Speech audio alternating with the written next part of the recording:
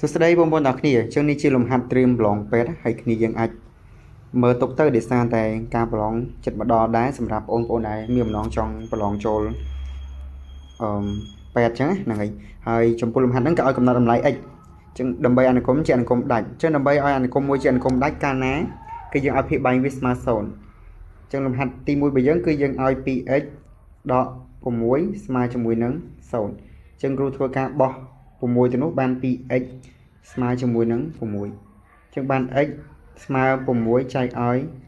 2ចឹងវាស្មើជាមួយនឹង3ចុះចំពោះលំហាត់ខគឺយើងឲ្យអីគេយើងឲ្យ x ការ៉េបូកជាមួយនឹង 4x ដក5ស្មើ0ហើយគ្នាយើងអាចរកតាម data ក៏បានឬក៏ដាក់ជាផលគុណកតាក៏បានដែរចំពោះលំហាត់កដូចគ្នាឲ្យភាពបែងវាស្មើ0ហើយរក x មកអញ្ចឹងយើងឃើញប៉ុណ្ណឹងគឺវាជាចម្លើយអញ្ចឹងចំពោះលំហាត់នឹងមានប៉ុណ្ណឹង